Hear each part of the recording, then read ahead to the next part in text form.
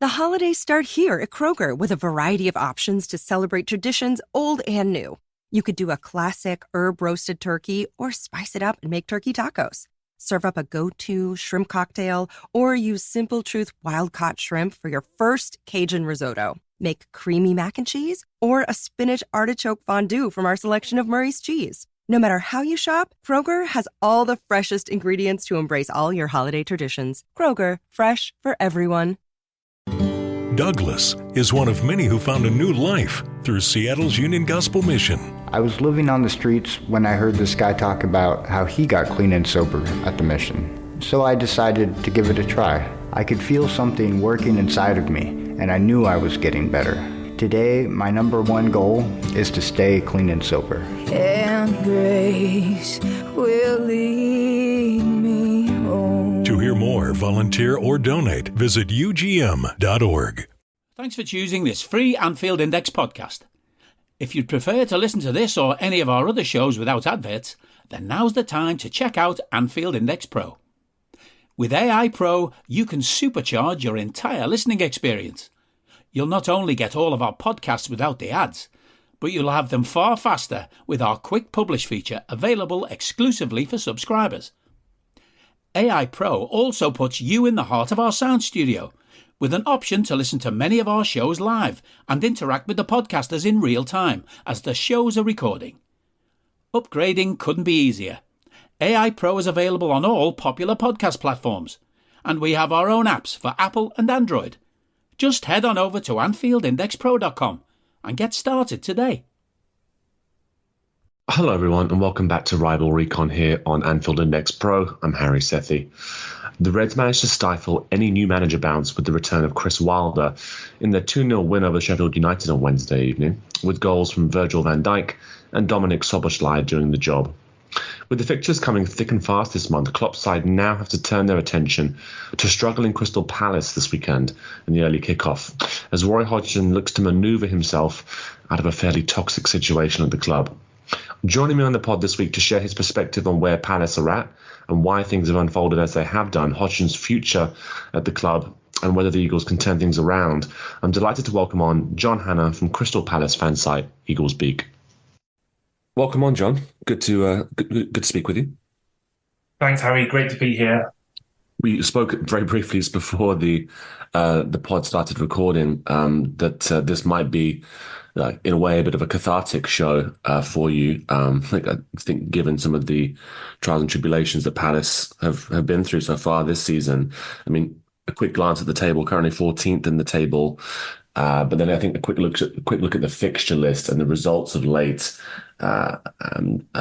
probably illustrates more of the problem. Before we go into this season, though, I did want to ask you just to cast your mind back right to the end of last season, and just give me your view on sort of where you thought the team was at, your thoughts on the performance last season, and like if there were certain areas of the squad that you thought, okay, if this side is going to kick on, we're going to have to sort of reinforce these areas.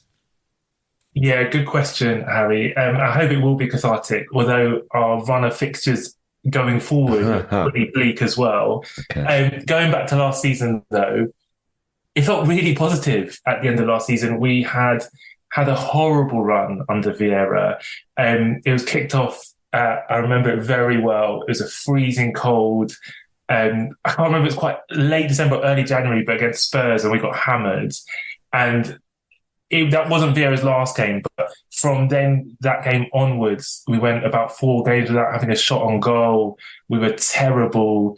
Eze was nowhere near the team. Everything was bad.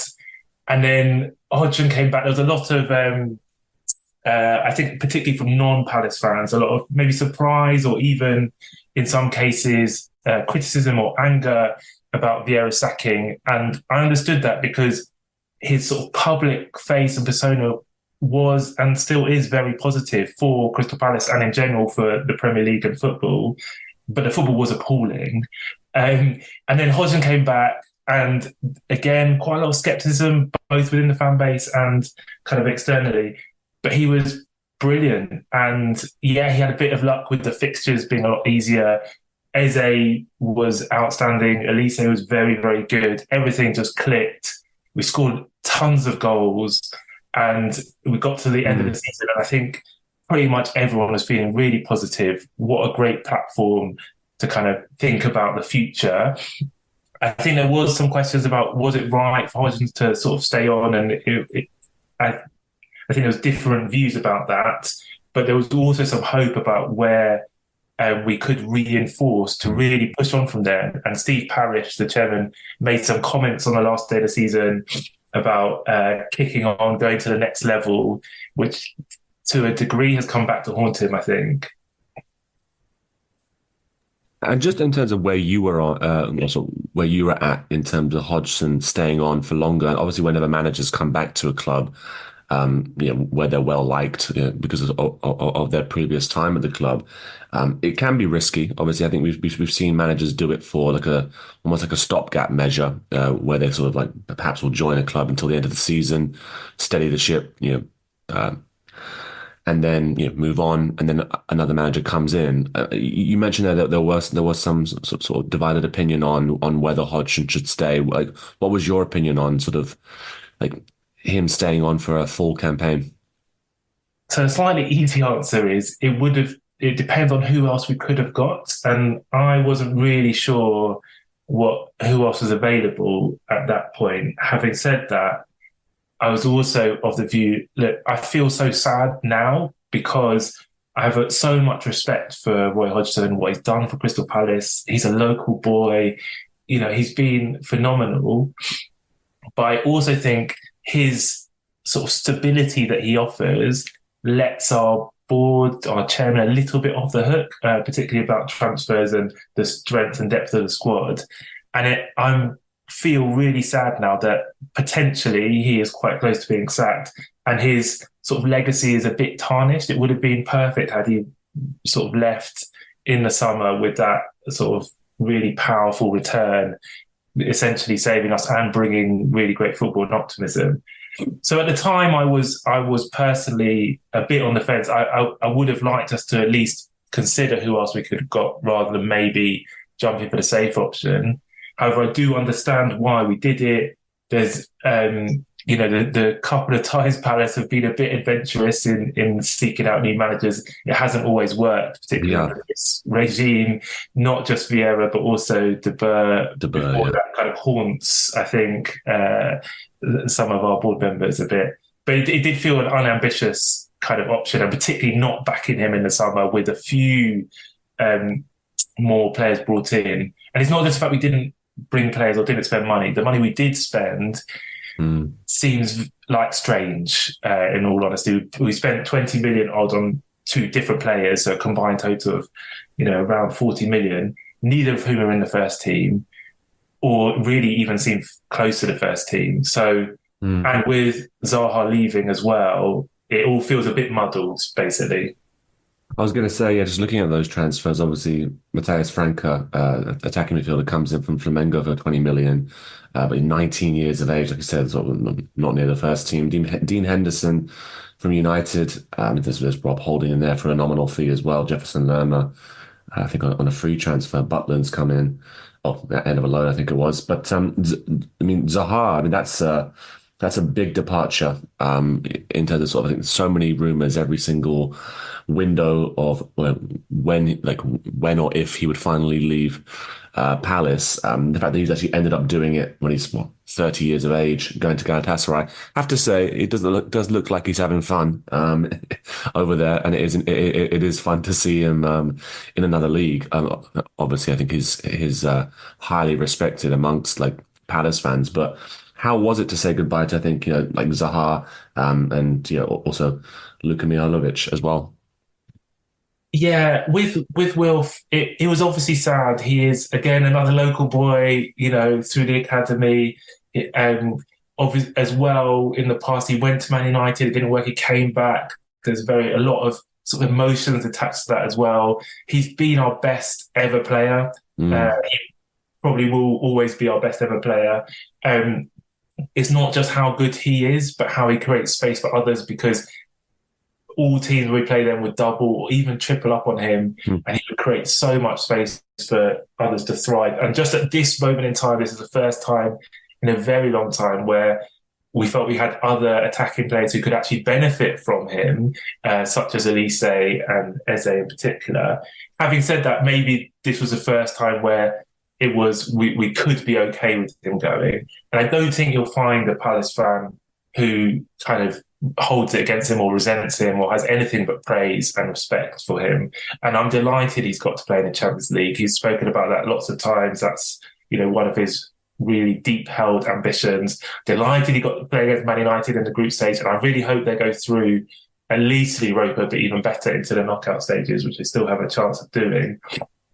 So nothing but respect. On Luca, again, he's one of the last players of the Allardyce regime, and he was a really good servant and player for Palace over a number of years. I think he had, over the last probably 18 months, faded both in terms of how much he played, but how much he could offer, really. So it was less of a really bittersweet goodbye, and it was the right time, definitely. No, I think I share your sort of feeling for Zaha playing in the Champions League, and I think it's I think it's been great. I mean, no surprise really to see the way in which those fans have taken to him, given sort of the qualities that he has and how exciting he is to watch on the pitch at times. But it looks like he's having a lot of fun. I mean, you discussed there, so I mean, almost in two minds at the end of last season about Hodgson staying on, a bit of uncertainty in terms of sort of the coherence of that transfer window as well, and the players that came in or the players that didn't come in, for example. So I mean, fast forward to this season, then. I mean, what were your expectations ahead of the season? Where do you think fans' heads were at, given how the window had gone and the fact that Hodgson had obviously signed up to be the manager for the full campaign? I think there's a bit of Jekyll and Hyde about it, to be honest, because the last 10 or so games of last season really gave a sense that we could play football, we could. We've got some really exciting players. We had a way of playing to make the most of them. Yes, there were some weaknesses in the squad and even in the team. But if we take that sort of energy and optimism into the new season, there was a lot of optimism, essentially. But that was contrasted with the fact that we do know Roy. We do know how he prefers to play. We've seen that for a long time, over a number of years. So that was maybe a bit more caution. And then you're right, the summer transfer window was strange, really. And although I would say that Lerma has been a really good addition, really strong, and has definitely made a difference. So I think we were optimistic, but maybe cautiously so. Yeah, no, I think that makes sense. I think that makes sense. And just a point you mentioned there, I mean, being familiar with sort of Hodgson's style of play and traditionally a bit more of a cautious manager, and there's a points guarantee that tends to come with that approach. You just look throughout his career. But why do you think it was that when he came in last season, sort of the handbrake was off, if you will, in terms of sort of the free flowing football, some wonderful attacking football at times. I mean, do you think it was just a case of him coming in and trying to reinstill confidence in the side, and got them playing like that, and the momentum obviously followed? I mean, why do you think that there was such a noticeable difference in sort of how Palace played last season under him? So I think there's a few different factors, but you're right. I think you can't underestimate how the players, particularly our more creative players, confidence was really dented towards the end of Vieira's time. Right. I mentioned not having a shot on target for a number of games. We really retreated into a very deep sort of, our aims for games was to limit how much the opposition could hurt us, essentially. And Eze, I think, really suffered as a result of that. I think Hodgson came in and the players do like him, right? However much we might talk about him as a cautious manager or even a defensive manager, the things the players, even today, even though it's not going as well, will say about him is they have a lot of respect for him.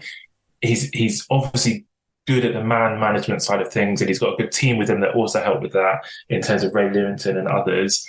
And I think people just felt a bit unlocked, unshackled. And you really saw that with some of the ways we sort of blew away a Leeds team or Leicester in particular in the first couple of games. And then you're right, I think that built momentum and confidence for the rest of the season. And so, I mean, early on this season, in terms of sort of how you started, I mean, were there any noticeable shifts in approach? Was there a game that you looked at and go, okay, well, this is a marked difference to how we're setting up than we saw last season? I do want to get into talk about, obviously, I think probably from October when the results have really started to slide. But just in the opening games of the season, what were your thoughts on the performances? Any noticeable changes from Hodgson? Were there any hints at what we're going to talk about in terms of sort of the negative performances since October? I think you're right in sort of pinpointing October as a real sort of starting point of being the results anyway. In our approach. I think we played Fulham in late September, where I wouldn't say it was a big concern. It was a 0-0 draw, but it was not great, not a great watch, I would say. And there's been a couple of other times where it was not a great watch. But then we went on and beat Man United at Old Trafford, I think, in probably our next league game after losing to the men in the Cup. But then after that, we had another 0-0 with Forest. I remember that game being awful as well. So there was a few, that sort of run, although we were picking up points and on paper, 2 draws and a win in those 2 games we'd have been very happy with, I think. But in terms of the performance, they didn't look good. It has coincided with injuries to Eze in particular, and as we'll get onto in October or just in the last couple of weeks, more recently to Doucouré. And that gets us into the real lack of squad depth in midfield in particular. Yeah, I think the injuries certainly something I want to come on to. I mean, Doucouré, I think there was some, not actually sure about the veracity of the links between Doucouré and Liverpool in the summer, but clearly I think a lot of Liverpool fans had him on their radar. Actually, we're just watching a lot more of Doucouré, and so seeing the way in which he went down seemingly under no contact, obviously looked a bad one. I actually didn't check to see which injury that was, but I felt it was obviously a significant one. He's out for a number of months, right? Yeah, I mean, the assumption is probably for the season. For the season. Wow. Okay. But we have heard that sometimes before, and it hasn't quite been as bad as that. But that is... Was it ACL or...?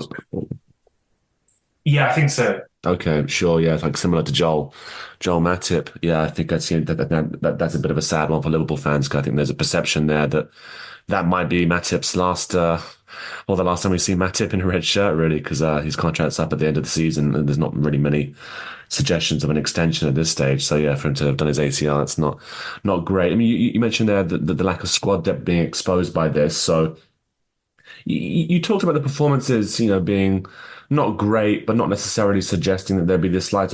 So do you think if we, coming to look at sort of the end of October when, I think that the Newcastle defeat, that 4-0 away from home, obviously, I think that starts this run of, I think it's like five defeats from 7. And it's, not too many big scorelines in there. I think that you look at the scorelines and it's tighter in some games than others. I mean, it's not like we're seeing with some sides, but I wanted to ask you sort of what you've noticed during that run, and just how much of it you think is down to the fact that, as you're pointing out there, you're losing a player as pivotal as Eze and Doucouré in terms of his work in midfield. I mean, like, how much do you put down to that? A really high amount, actually, because I think it goes together with something else, which is a sort of style of play. So we basically can't have the style of play that we want to have, or we had at the end of last season, or even at the start of this season, without those players, because the people who come in, I love Will Hughes, I think he's great, but he's been effectively asked to play in a quite creative role that just isn't, he really can't do at this level. He is very good at other things. But so in terms of progressing the ball, which Doucouré does very well, even though he's known as a defensive midfielder, we've really struggled without him and Eze. And so, which has put quite a lot of pressure, meant more pressure on our wide defence, so our fullbacks, who is probably our weakest part of our squad in terms of also ball progression. So it's the injuries have extenuated problems that we had in the squad anyway, and our style of play has really struggled to adapt. Tired of ads interrupting your favorite show? Good news. Ad-free listening on Amazon Music is included with your Prime membership. Download the Amazon Music app or visit amazon.com/ad-free sports. That's amazon.com/ad-free sports to catch up on the latest episodes without the ads. Enjoy thousands of Acast shows ad-free for Prime members. Some shows may have ads. I don't need a VPN. I've got nothing to hide. This is what I used to tell myself before I hooked up with LibertyShield.com. Not only is my home internet now fully encrypted, but I can now access all the websites I want, whenever I want, and do so from absolutely anywhere. As a Liverpool fan, I love to know I can now watch every match, regardless of whether it's on UK TV or not. My Liberty Shield VPN makes sure nothing is blocked and guarantees me super fast streaming speed throughout that match. You can get connected right now with their software package, which includes a 48-hour no-obligation free trial and instant access to their apps for Apple, Android, Fire TV, PC, Mac, and Android TV. Or go a step further like I have and get one of their pre-configured VPN routers. These small but powerful devices allow you to easily connect every device in your home to VPN, making it the perfect solution for smart TVs, Mac boxes, and games consoles. Visit LibertyShield.com today and use coupon code AIVPN25 to get 25% off at checkout. Yeah, I think that makes sense. And if you were to pinpoint some of the results during this run, I mean, I want this to be cathartic. I don't want to be too negative with this, but I mean, like, are there performances that you look at in that run where you think, okay, we were unlucky there, or is there a particular performance you look at during this run that signals something more worrying to you? I mean, as you mentioned there, I think it's, well, I'd imagine that, given fans' bond with Hodgson over the years, that there'd be some sort of allowance for the fact that, well, there's not much he can do at the moment with the injuries, but. Yeah, just give me your opinion on like individual games during this run that you think are worth talking about in terms of maybe unlucky or like more worrying signs, and then you can also, I think we'll move on to talk about the relationship with Hodgson, where that's at the moment, and just sort of fans' patience with him. Yeah, good question. So I think we have been unlucky as well, but. The worrying thing is I haven't felt when I'm watching a game that I see something, right, that's how we're going to score. So West Ham, which is the game we played before Bournemouth, albeit West Ham are a good team and we were away at the London Stadium, we scored a goal because their defence basically passed Edouard the ball. And we didn't really look like creating that much aside from that, apart from a moment of magic. We've become a bit reliant on probably Elise, maybe Ayew, someone else doing something off the cuff rather than, okay, seeing that this is how we're going to play. And we saw that again against Luton, where Elise scored a wonder goal. We didn't really look like scoring much aside from that. So that's my worry, I guess. And probably the West Ham game was the one where I really felt, oh dear, we're struggling here. And then we saw that again against Bournemouth. So, yeah, I know you asked me for one game. I guess the West Ham game, actually, because that's where I really felt. In some of the other fixtures, okay, we lost or didn't do as well, but I could see somehow how we might get some goals. Yeah, I think the Luton result as well, right? I mean, Luton away actually has been a bit of a trickier fixture than I think some people have presumed it would be. But I think, that's a tough one to take as well, certainly. And I think, moving on to Hodgson then, I was obviously reading before we came on that things have turned quite unpleasant at the moment. Of course, I think it was in the Bournemouth game. A lot of booing, a lot of sort of like chants, sort of questioning whether he knows what he's doing, obviously, and I think that even something being thrown towards him when he's walking off the pitch at the end of the game. Obviously, like whoever the manager is, when you get to that stage, it's not those are not good signs. I mean, what's your impression of? Well, if I put you in the dugout for a second and you were there to try and help Hodgson, I mean, are there ways in which you think he's able to turn this around? Are there things he could try and change that you think might get more out of the team, or do you think at this point that it is quite a toxic situation? So I think one of the problems is he clearly doesn't really trust players who are currently not in the first sort of 12, 13 players. So we have, you mentioned Franca, who came in the summer for quite big money, and Brazilian wonder kid, quite high expectations. The guy's got a Ballon d'Or clause, for goodness sake. So he clearly doesn't trust him. And he said so, actually, in a slightly off the cuff remark about the expectations on the youngsters, and you can't really be surprised that the quality drops off when he brings them in. We've also got another young player called Amada, who we brought in at the start of last season. Again, doesn't seem to really trust him. So it's hard to see, if you're not going to change the personnel, what can you do? You can maybe change the style, but that is not something that Roy is really renowned for. So I think in his mind, it's a case of just being really hard to beat, and something will go our way, which isn't exactly something to get the fans going, wow, yes, I can see what we're trying to do here, and really get behind it, and the team. So it does feel like it's not necessarily going to get better quickly. Plus, I mentioned the fixtures. We've got Liverpool look phenomenal at the moment, particularly in attack. Then we've got Man City after that. Then we've got Brighton, and I think Chelsea after that. So it's a pretty tough run of games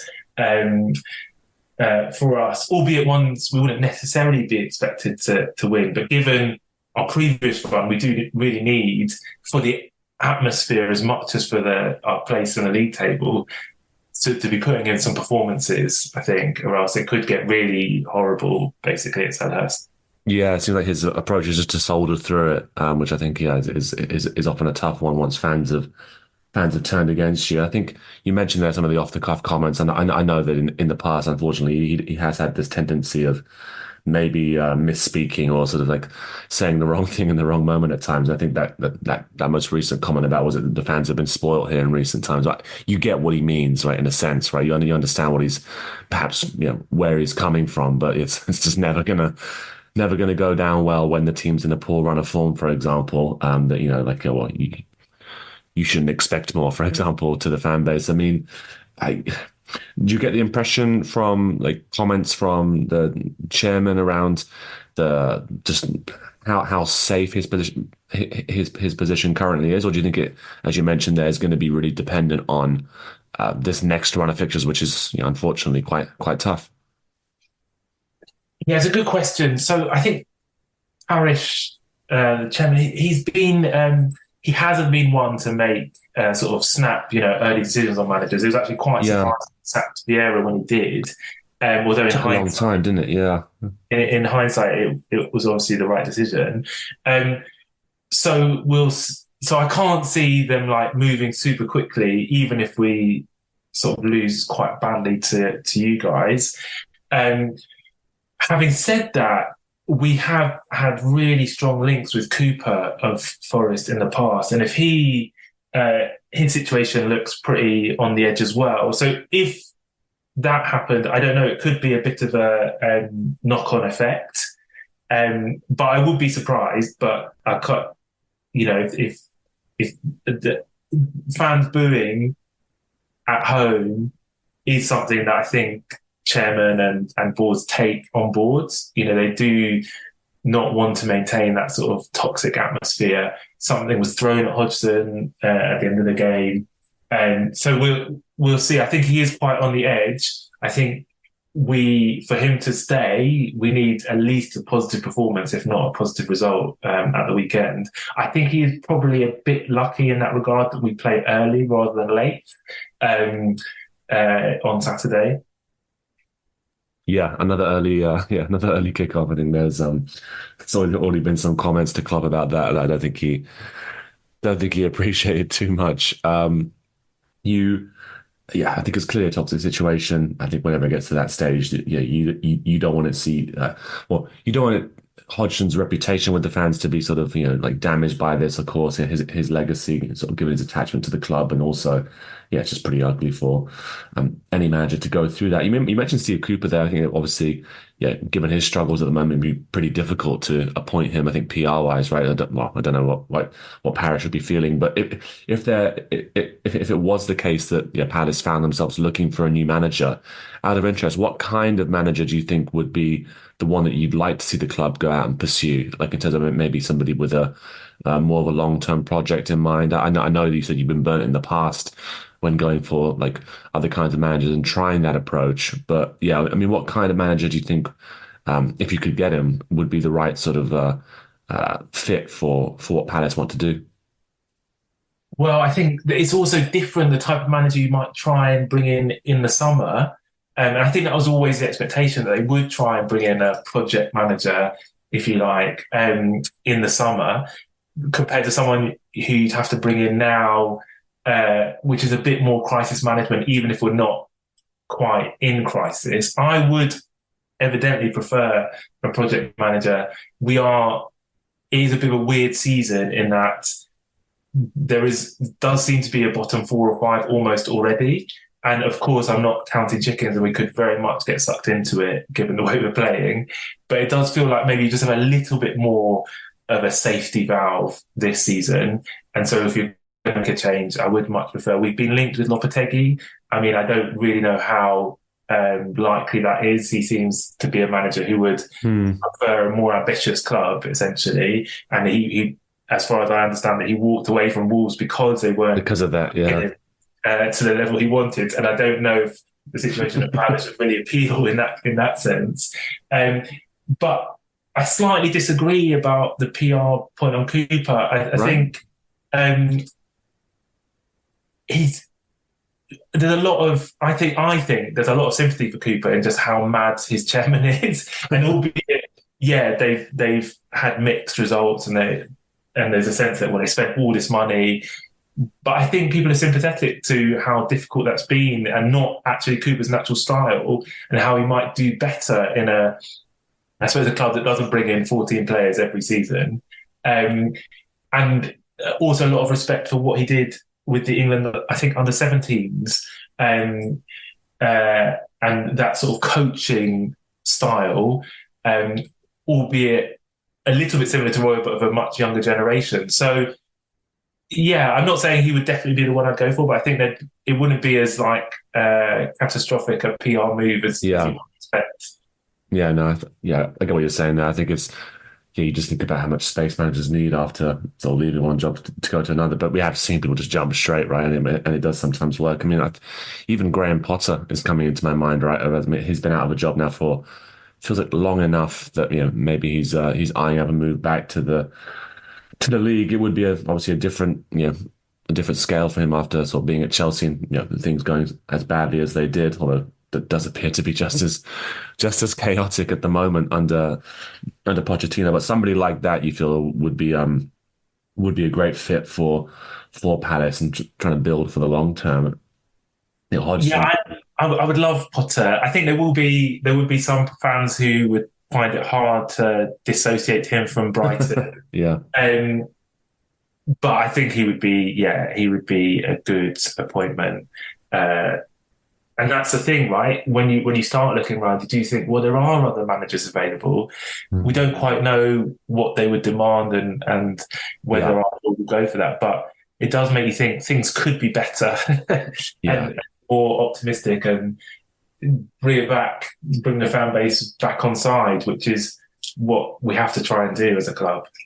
Yeah, I think Potter I'm guessing his stipulation would just be just some stability, not a gigantic squad, please. Just let me work with this number of players, and don't surprise me with a new one coming in every other day. But the game itself, and you say that obviously the importance of a positive performance at the weekend, the 2-0 loss at home to Bournemouth, albeit Bournemouth are in fine form at the moment. I think it should be noted.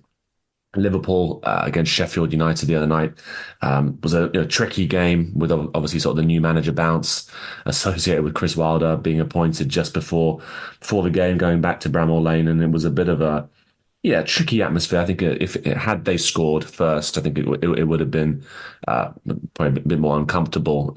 In the end, it was just one of a pretty drab 2-0 game that I'm probably not going to remember in a few weeks. But the game's coming so thick and fast at the moment. There's rotation, there's injuries that we're seeing. Whenever a player goes down holding his knee or his ankle, like I'm fearing the worst at the moment. Given recent results, given again sort of the negativity around that home defeat to Bournemouth, that's early kickoff, which can sometimes be a bit challenging to get the atmosphere up and going. But like, I mean, what kind of atmosphere are you expecting on the weekend? And also, how do you think Hodgson's going to try and set up the side to give Palace the best chance against Liverpool at the moment? So I can tell you what I would like to happen, but what I think is going to happen is very different. So I think our performance away at Anfield, I think was at the start of last season, where Zaha scored. It was 1-1. Nunes got sent off. That for me was a template for how to play Liverpool if you're a side like Palace. Albeit it was a draw, we didn't win, but you've got to have a way of scoring goals, right? You can't just defend, albeit how, to be honest, intimidating Liverpool's attack is. Even more so now with your, I think, new look midfield. But I don't think that's what Roy will do. I think Roy will play very deep, what you might call a low block, really try and restrict your ability to find passes through the lines, particularly through our fullbacks. We'll play a very flat 4 with almost a flat 2 in front of them. So it will be a very condensed approach. And we will hope that we'll give Elise a lot of freedom, I would imagine, and hope that he can connect with Edouard to maybe even via set piece and nick a goal, as you were. I can't really see it being effective, given your, as I said, new look dynamism from not just your front 3 anymore, but the way Szoboszlai and McAllister are able to kind of create from that central position, let alone Trent. I'm not looking forward to it, if I'm honest. Yeah, it's been interesting, actually. I think seeing that evolve this season. In terms of, you mentioned the new look midfield, and I think at times I've questioned what the point is of necessarily having Trent in this kind of hybrid role. Last season it sort of made sense given just the dearth of creativity coming from that area of the pitch. But now there is, as you point out, McAllister, Szoboszlai, more creative player, Gravenberch. None of them really want to defend, I think, but I think McAllister's having to. But I think Trent, you've seen the way in which he's been influencing games of late. I do wonder whether or not, the club will actually make a decision to go and pursue an actual right back and just, I don't know, free him up to be there more often. But he's clearly influencing games, and I think ever since those Predators have gone back on his feet, it seems to have done the trick. I've suddenly seen everybody looking to buy Predators again, which has been a fun one. I guess, it's going to be a tough game. I'd say it's going to be difficult to get the fans on side. It has to be a positive start in order to instill some belief there. Liverpool don't like early kickoffs, of course. I don't know what the current record is, but it doesn't always tend to be the greatest performances from Liverpool in those games as well. Moving on from the game, though, past it, what if I had to ask you now what your expectations are for the rest of the season, how you're thinking things might unfold right at this moment, what would you say? I think we will muddle through, if I'm really honest. I think we'll have a pretty bad December, but probably just do enough. We'll pick up a draw with Brighton. We might even beat Chelsea. I should have mentioned, in all the doom and gloom, we do have a fantastic pair of centre-backs who, if we are to get anything against you or other games, is quite reliant on them being very good. They weren't quite at their very best against Bournemouth, which is one of the reasons we lost that game. I wouldn't blame them at all because they have had to deal with a lot. But they are very good both in attack and defence. Anderson is one of our key creative players now. So I think in terms of your question, we'll muddle through. Hopefully Eze will be back after a few weeks, and Elise will continue to score some goals and create some goals, and that will be it. And we're finished 13th, essentially. And then we'll go again in the summer and think about the future direction of the club. Yeah, no, I do hope things improve for Hodgson and I mean just Palace more generally. I think, as you said, it could be quite a gritting your teeth sort of December. Just got to get through these fixtures, and as you say, sort of hope that the return of Eze is not too far away, and that helps to sort of be a catalyst for the side. I completely agree with you, by the way, about those defenders. I think they're both excellent defenders, and I think they're a really great partnership as well. I think they both complement each other really quite well. So it's great to see Mark Gay actually getting some recognition of late as well. But Jon, I want to thank you so much for coming on. I don't know how cathartic that ended up being, but hopefully it was somewhat sort of a relief to sort of go through that a little bit, get it out of your system. But really want to thank you for sharing your perspective on where Palace are at the moment. And it's obviously an uncomfortable place. So thanks so much for coming on, Jon. Thanks for having me. I managed to avoid swearing, so but otherwise, no, it's been great, and look forward to the game somewhat. Yeah, I'd have to say, if you were close to swearing a few times, it didn't come across. You were quite you were quite composed around it. But thanks again, Jon. I really appreciate that. And all the listeners who've been tuning into these rival recons, again, I know they're coming out quite ad hoc at the moment, given how thick and fast the fixtures are at this time of year. You know what it's like. It's sort of equally chaotic on the pod side of things as well. So there will be another rival recon following this, ahead of a tasty little fixture on the 17th of December against Manchester United at Anfield. Looking forward to that one. Speaking of managers somewhat under the microscope at the moment. So do tune in for another episode ahead of that fixture. But between now and then, loads of great content on Anfield Index Pro. And we'll see you ahead of that game against Manchester United. We hope you enjoyed listening to this Anfield Index show. Please be sure to subscribe to our channel so future podcasts find their way to your device automatically. There's nothing quite like fan engagement, and we'd love to know what you think of anything discussed on this show. The best way to get in touch is over on our free Discord community, where both podcasters and listeners debate the hottest LFC topics 24/7. Sign up free now at anfieldindex.com/Discord. You won't regret it.